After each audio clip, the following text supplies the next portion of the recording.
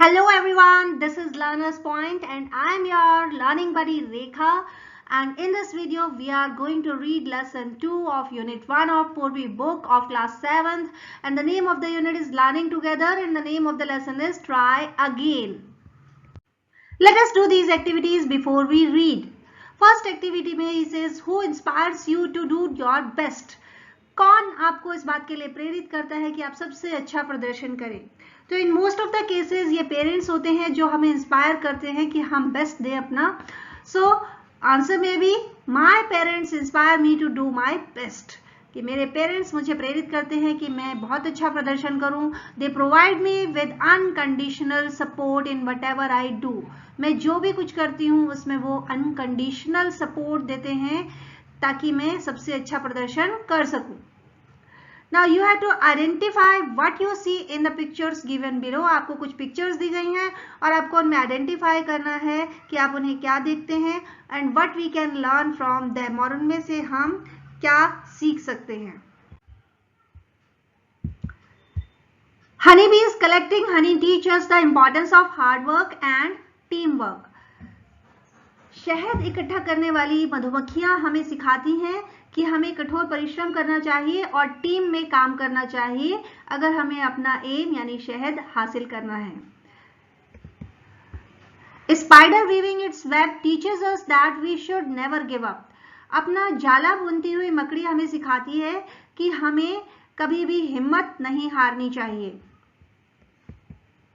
Birds flying in the sky teach us to be free and aim high. आसमान में उड़ते हुए पंछी हमें सिखाते हैं कि हमें अपना एम, अपना लक्ष्य हमेशा ऊंचा रखना चाहिए और हमें आजाद रहना चाहिए. A bird making its nest teaches us patience and planning. अपना घोंसला बुनता हुआ ये पक्षी हमें सिखाता है कि हमें धैर्य से और प्लानिंग से काम करना चाहिए. Ants teach us discipline and unity. चींटियां हमें डिसिप्लिन में रहना, अनुशासन में रहना सिखाती हैं और एकता के साथ काम करना सिखाती हैं. A fruit giving tree teaches us charity and kindness. फल देने वाला पेड़ हमें चैरिटी सिखाता है, दान करना सिखाता है और दयालुता सिखाता है. Try again. मेन कैरेक्टर्स इस स्टोरी में किंग ब्रूस हैं और ये एक छोटा सा मकड़ा है, द स्पाइडर.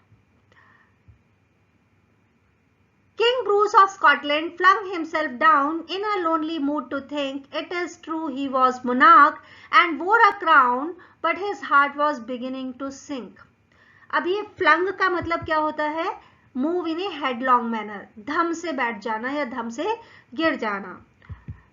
monarch का मतलब क्या होता है? King, राजा. Crown का मतलब क्या होता है? ताज, जैसा इसने पहना हुआ है. और हार्ट बिगिन टू सिंक का मतलब होता है हिम्मत हार जाना.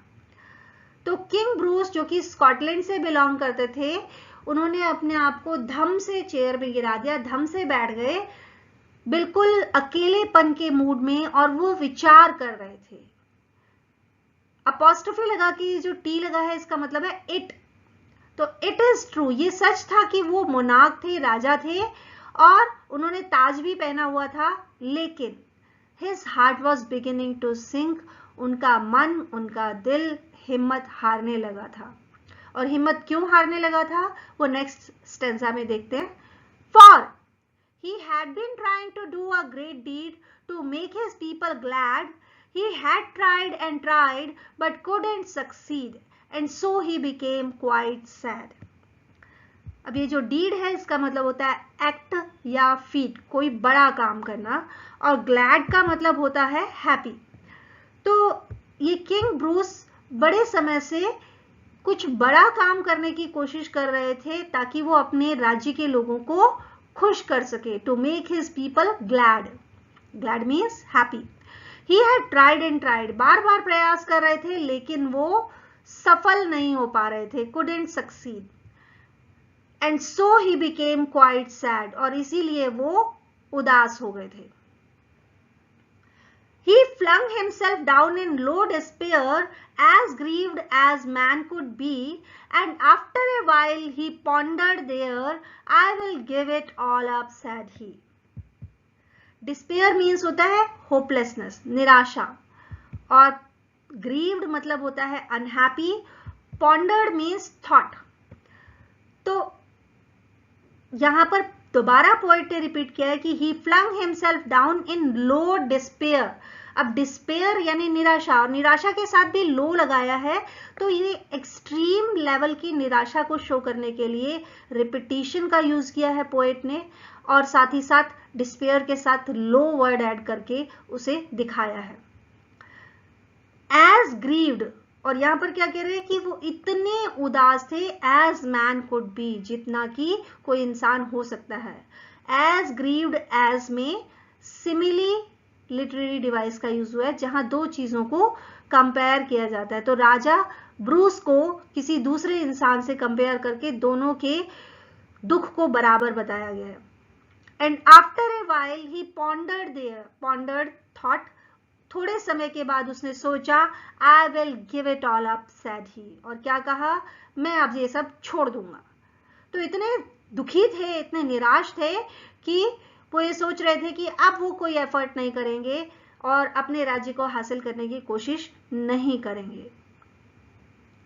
Now just at that moment a spider dropped with its silken filmy clue, and the king in the midst of his thinking stopped to see what the spider would do.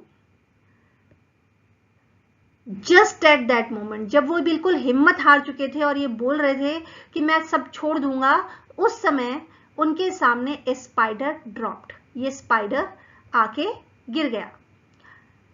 और कैसे गिर गया? With its silken filmy clue. Silken means silk like, resembling silk.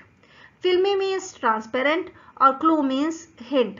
अब आप लोगों ने कभी मकड़ी को देखा हो तो कई बार क्या होता है कि छत से नीचे लटक जाती है और एक पतला सा धागा होता है, और उस ट्रांसपेरेंट पतले से धागे के सहारे वो फिर भी ऊपर चढ़ती जाती है और धागे से अपने कॉबवेब को बुनती जाती है।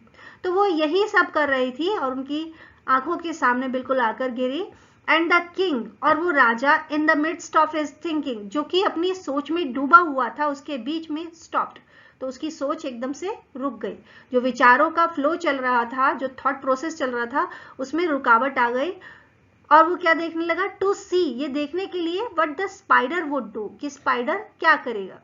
अब क्या था कि ऊपर से वो स्पाइडर गिरा, सोच में बैठे थे किंग ब्रूस, ऊपर से स्पाइडर गिरा, तो वो विचार, जो थॉट प्रोसेस चल रहा था, उसमें ब्रेक आया और वो उस स्पाइडर को देखने लगे।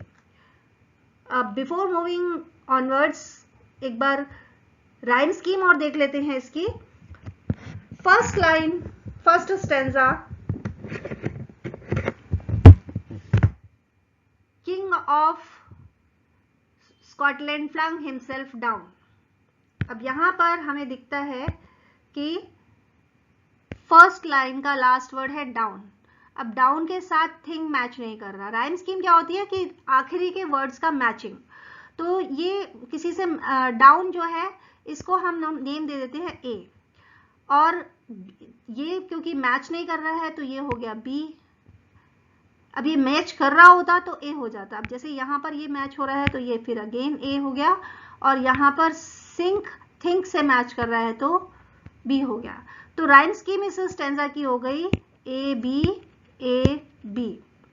नेक्स्ट स्टेंजा में डीड और सक्सीड राइम कर रहे हैं, और इसमें ग्लैड और सैड राइम कर रहे हैं। तो अगेन अब यहां पर इसको अगर हम सी नाम दे दें तो ये डी हो गया, और ये सी और ये डी। तो यहां पर इस स्टेंजा की राइम स्कीम में होगी C D. The next stanza despair और देयर राइम कर रहे हैं, और बी और ही राइम कर रहे हैं। तो ई एफ।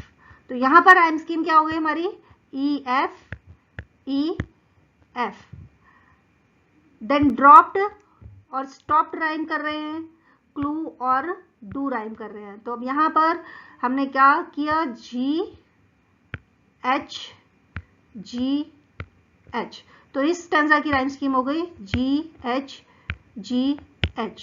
अब जब आपके एग्जाम में कहीं पर राइम स्कीम निकालने को आएगा तो कोई एक ही स्टैंजा दिया हुआ होगा, तो उस समय आपको केवल उस स्टैंजा की राइम स्कीम निकालनी होगी। तो आप सिर्फ उसी स्टैंजा के लास्ट वर्ड्स को मैच करके देखेंगे। जैसे सपोज कीजिए अगर ये भी है तो उसको, क्योंकि सिर्फ यही स्टैंजा अगर दिया हुआ है तो इसी स्टैंजा की निकालोगे, फिर ये ए बी हो जाएगा। ठीक है, तो आई थिंक आपको राइम स्कीम निकालना आ गया होगा किसी भी पोम में। It was a long way up to the ceiling dome, and it hung by a rope so fine that how it would get to its cobweb home, King Bruce could not divine. अब king Bruce उस spider के बारे में ही सोचने लगा, क्योंकि बिल्कुल सामने आकर लटका हुआ था, तो अपने थॉट प्रोसेस से इस स्पाइडर के थॉट प्रोसेस में लग गए। और वो क्या सोचने लगे, देखिए डोम है, ए लार्ज हेमिस्फेरिकल रूफ और सीलिंग। डोम का मतलब लार्ज, बड़ी सी, हेमिस्फेरिकल यानी कि आधे गोले वाली रूफ या सीलिंग। अंदर वाले हिस्से को भी डोम बोलेंगे और ऊपर वाली छत का हिस्सा जो होता है उसको भी डोम बोलेंगे। जैसे आप इस इमेज में देख सकते हैं, इस इमेज में ये जो हेमिस्फेरिकल जो चीज नजर आ रही है दैट इज डोम। अब ये ऊपर की साइड से भी डोम है और अगर इसके अंदर जाके अंदर की साइड से देखें तो भी ये ऊपर वाले हिस्से को हम डोम ही कहेंगे। तो राजा ब्रूस क्या सोच रहे हैं कि इट वॉज, अगेन देखिए अपॉस्ट्रोफी लगा के टी लगा हुआ है तो ये इट है, it was a long way up to the ceiling dome. क्या सोच रहे हैं कि ऊपर छत पर अगर हम देखें तो उस डोम से बड़ा ही लंबा रास्ता है बाकी। And it hung by a rope so fine, और ये जिस रस्सी से लटका हुआ है वो बहुत ही फाइन है। अब फाइन का मतलब यहां पर है वेरी थिन, कि जिस रस्सी से, जिस धागे के सहारे लटका हुआ है वो धागा बहुत ही पतला सा है। That how it would get to its cobweb home. अब मकड़ी का जाला जो है, यानी उसको हम कॉबवेब कहते हैं, और वो कॉबवेब इसका तो घर है। तो किंग ब्रूस सोचने लगे कि ये अपने उस कॉबवेब होम में वापस किस तरह जाएगा। डिवाइन का मतलब यहां पर है कंक्लूड या गेस। तो किंग ब्रूस गेस करने लगे कि इतना पतला सा धागा है जिसके सहारे ये लटका हुआ है, और इसका कॉबवेब होम जो है वो सीलिंग डोम पर है, इतना ऊंचाई पर है, तो ये वापस कैसे पहुंचेगा वहां तक। It soon began to cling and crawl straight up with strong endeavor, but down it came with a slippery sprawl as near to the ground as ever. Now cling means hold it tightly, कस के पकड़ना, और crawl means होता है move slowly, धीरे धीरे चलना। endeavor means attempt और effort करना, और sprawl means होता है lie with arms and legs spread out, कि हाथ और पैर सब फैल गए हो, जैसे यहाँ पे दिख रहा है हमें इस स्पाइडर के कि सब फैल गए। तो क्या कहता है कवि, it soon began to cling and crawl, जल्दी ही इसने उस धागे को कस के पकड़ लिया, होल्ड टाइटली, कस के पकड़ लिया, एंड क्रॉल, और क्रॉल करने लगा। क्रॉल मीन्स मूव स्लोली, धीरे धीरे चलने लगा। स्ट्रेट अप, बिल्कुल सीधा, with strong Endeavour, Endeavour means effort, बहुत प्रयास करते हुए वो ऊपर को चल पड़ा। But down it came with slippery sprawl, लेकिन फिर नीचे गिराया स्लिपरी, क्योंकि वो बहुत ही फिसलने वाला स्प्रॉल था। स्प्रॉल मीन्स उसके हाथ पैर सब फैल गए। As near to the ground as ever, और ये और जमीन के नजदीक आ गया, यानी पहले जितना नीचे गिरा था उससे भी नीचे गिर गया। Up it ran, not a second to stay,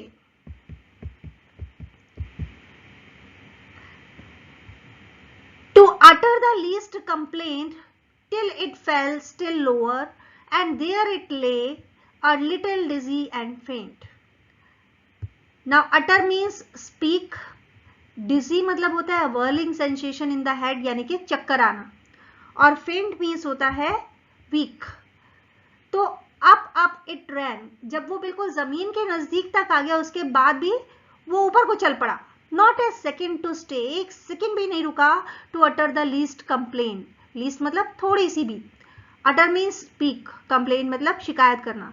अब कोई इंसान अगर बार बार इस तरह गिर रहा हो तो क्या करेगा, वो अगली बार गिरने के बाद क्या करेगा, कम से कम कंप्लेन जरूर करेगा, मेरे साथ ही ऐसा क्यों हो रहा है, मैं ही क्यों गिर रहा हूँ, मेरे ही चोट क्यों लग रही है। लेकिन इसने एक सेकेंड भी नहीं लगाया और फिर फटाफट से बिना किसी कंप्लेन के चल पड़ा। Till it fail still lower, लेकिन टिल जब तक, फिर से इट फेल स्टिल लोअर, पहले से भी नीचे गिर गया। एंड देयर इट ले, और फिर वो वहां पर गिर गया। अ लिटिल डिजी एंड फेंट, थोड़ा सा डिजी, शायद उसको चक्कर आ गया था, एंड फेंट वीक, शायद कमजोर हो गया था। बार बार गिरने से क्या हो सकता है कि उसको चक्कर आया हो और वो गिर गया हो और वो कमजोर फील कर रहा हो। Its head grew steady again it went, लेकिन जैसे ही उसका सिर शायद ठीक हुआ, जैसे ही चक्कर आने बंद हुए, अगेन इट वेंट, फिर से ये चल पड़ा। And travelled a half yard higher, और लगभग आधा यार्ड यानी आधे मीटर के लगभग फिर से ऊपर चढ़ गया। It was a delicate thread it had to tread, अब ये अपॉस्ट्रोफी के बाद टी, इट, तो इट वॉज, ये एक बहुत ही डेलिकेट, डेलिकेट मतलब बहुत ही सॉफ्ट, बहुत ही पतला सा थ्रेड, धागा था। It had to tread, tread means होता है वॉक ऑन, कि एक छोटा सा पतला सा धागा ही तो था जिस पर उसे चलना था। एंड अ रोड, और ये जो सड़क थी उसकी, उसके लिए तो सड़क ही थी ना। इट्स फीट वुड टायर, इस पे उसके पैर थकने वाले थे, टायर मीन्स एग्जॉस्ट, थकने वाले थे। तो फिर भी ये चले जा रहा है और प्रयास किए जा रहा है। Again it fell and swung below, but again it quickly mounted, till up and down, now fast, now slow, 9 brave attempts were counted. Swung means suspend so as to move to and fro. लटक जाना इस तरीके से कि to and fro या whirling motion में move करते जाना। तो ये जो थ्रेड के सहारे लटका हुआ है और ये इस तरीके से मूव करे या फिर गोल गोल ये थ्रेड के सहारे घूमने लग जाए तो दैट इज स्वंग। तो फिर से ये गिर गया और स्वंग बिलो, नीचे गोल गोल घूमने लगा। अगेन इट क्विकली माउंटेड, लेकिन फिर से ये माउंटेड मीन्स गॉट अप या क्लाइंब, तो फिर से ये चढ़ने लगा। टिल अप एंड डाउन, जब तक कि कभी ऊपर कभी नीचे, नाउ फास्ट नाउ स्लो, कभी तेज कभी धीरे। 9 ब्रेव अटेम्प्ट्स वर काउंटेड, 9 बहादुरी भरे प्रयास गिने गए, काउंटेड गिने गए। अब गिन कौन रहा था, किंग ब्रूस गिन रहा था। वो देख रहा था कि 9 बार ये अटेम्प्ट कर चुका है, प्रयास कर चुका है और फिर भी ये हार नहीं मान रहा है। Sure, cried the king, that foolish thing will strive no more to climb when it toils so hard to reach and cling and tumbles every time. अब उसके इन एफर्ट्स में किंग ब्रूस इतना ज्यादा खो गए कि वो एकदम से बोलना शुरू हो गए, सोचते साथ में बोलना शुरू हो गए। श्योर, यकीनन, दैट फूलिश थिंग, ये बेवकूफ सी चीज, will strive no more to climb, फिर से चढ़ने का प्रयास नहीं करेगी। Strive means make effort, make endeavour, प्रयास करना। तो उन्हें क्या लग रहा था कि अब ये चढ़ने का प्रयास नहीं करेगा। When it toils so hard, toils means work hard, इतनी मेहनत कर रहा है ये to reach and cling, वहां पर पहुंचने के लिए। And tumbles every time, tumbles means fall suddenly, और फिर अचानक से गिर जाता है every time, हर बार, कि हर बार प्रयास कर रहा है और हर बार गिर रहा है, अब तो ये कोशिश नहीं करेगा, ऐसा किंग ब्रूस को लग रहा था। But up the insect went once more, लेकिन वो इंसेक्ट फिर से एक बार ऊपर गया। Ah me, it is an anxious minute. He is only a foot from his cobweb door. Oh say, will he lose or win it?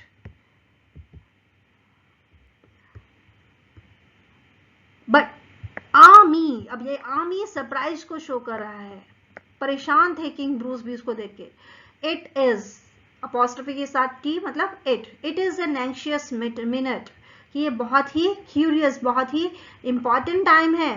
He is only a foot from his cobweb door, ये अपने cobweb के दरवाजे से केवल 1 foot की दूरी पर रह गए।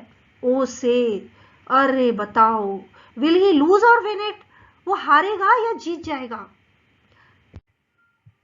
Steadily, steadily, inch by inch, higher and higher he got. तेजी से इंच बाय इंच, संभलते हुए एक एक इंच करके, हायर एंड हायर, और ऊंचा ही गॉट, वो पहुंचता गया। And a bold little run at the very last pinch put him into his native cot.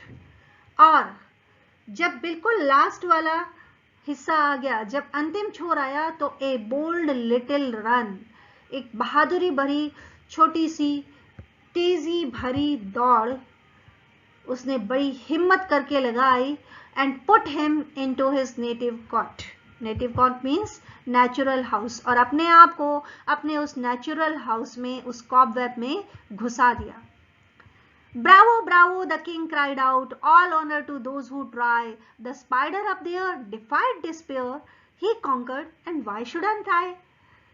और ये सब देखकर किंग ब्रूस इतना उत्साहित हो गए कि वो जोर जोर से चिल्लाने लगे, ब्रावो ब्रावो, वाह भाई वाह, वाह भाई वाह, all honour to those who try, उन जो भी लोग प्रयास करते हैं उन सब का बड़ा सम्मान हो, सबकी जय हो। द स्पाइडर अप देयर, वो मकड़ा ऊपर, डिफाइड डिस्पेयर, डिफाइड मीन्स चैलेंज्ड, और डिस्पेयर मीन्स होपलेसनेस, निराशा, कि इस मकड़े ने अपनी निराशा को चैलेंज किया। He conquered, conquered means won, जीत गया, वो जीत गया। एंड व्हाई शुडंट आई, तो मैं क्यों नहीं जीतूंगा। तो किंग ब्रूस ने अपने आप को उस मकड़े से कंपेयर किया कि जब ये मकड़ा छोटा सा इतने एफर्ट्स करके वो इतना ऊपर जा सकता है, तो मैं अपना राज्य क्यों नहीं हासिल कर सकता। And Bruce of Scotland braced his mind. Braced means made stronger. तो किंग ऑफ स्कॉटलैंड ब्रूस ने अपने मन को और ज्यादा मजबूत किया, स्ट्रॉन्ग बनाया। And gossips tell the tale, gossips means rumour, कि लोग बातें बनाते हैं, लोग बताते हैं। टेल द टेल, टेल मतलब सुनाना, टेल मतलब स्टोरी, कि कहानियां सुनाते हैं।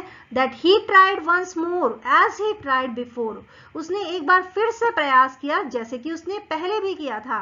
And that time did not fail, और इस बार वो फेल नहीं हुआ, यानी कि वो जीत गया। तो इस तरह से ये कविता हमें सिखाती है कि हमें अपने एफर्ट्स लगातार जारी रखने चाहिए। Perseverance is the key to success, continuous efforts लगाने से हमें किसी भी काम में सफलता मिल सकती है। And this poem has been written by Eliza Cook. I hope कि आपको ये पोम समझ आई होगी, लिटरेरी डिवाइसेस भी समझ आए होंगे। And if you did, then please like, subscribe and share my channel. Thank you. Bye bye.